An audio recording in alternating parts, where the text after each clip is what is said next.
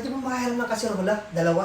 Kaserola? Oo. Dalawa? Oo. Ano naman yung manghihiram ka sa akin eh? Ginagamit namin yung kaserola. Ba't wala ba kayong kaserola?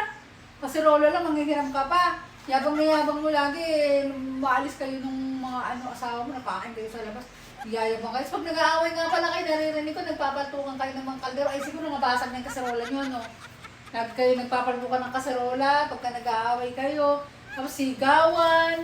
Naku, tapos ngayon manghihiram ka sa akin. Naku, wala, ginagamit namin yung kaserola. At saka yung kaserola may mahal yun, hindi yung pinahihiram sa kapitbahay kasi mga mamahalin yung kaserola. Tumigil ka nga pare, may ka na, wala kang Talaga? kaserola. Oo, wala.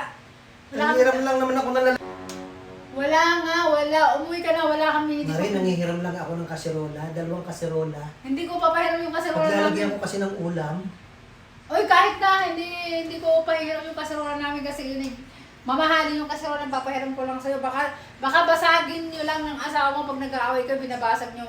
Pag naririnig ko, nag-aaway kayo dyan, paltukan ng kaldero, plato. Ayun, ubos na yung mga gamit nyo nga, nangihiram ka na sa akin. Wala akong papahiram sa'yo Ay, talaga. naku, Mare. Ayun talaga magpahiram sa'yo para Hoy, Mare.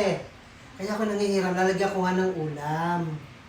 Oo nga, lalagyan mo Oo. nga ng ulam. Kasi nagluto sa amin ng kaldereta. Oo, At saka wala mo paglagyan. apritada, oo. Dadala sana kita dahil alam ko wala kang pagkain. Kasi puro utang ka na. Oh. Tapos ngayon, ganyan na sasabihin mo sa akin? Diyan ka na nga. Ah, bibigyan mo ako pare ng ulam? Hindi na, nagbago ng isip ko. Pare, sige, ibibigay ko, kunin ko yung kaserola ko sa Ako, kung ano naman pinagsasabi mo. Sandali, ayun! Yung kaserola namin, Yung ito kaserola. yung laman, pare. Wala Hindi nga na. akong ulam ngayon eh. Pinaglalait mo ako, tapos ganyan na sasabihin mo sa akin.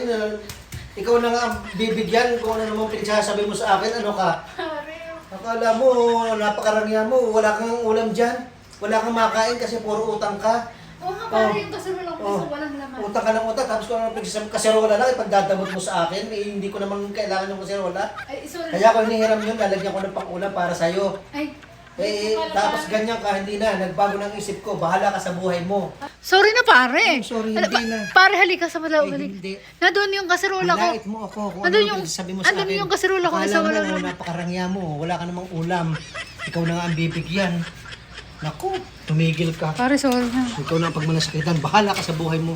Pare, Diyan ka na. sorry na, uy. Sayang yung ulam. Ang sarap pa naman magluto.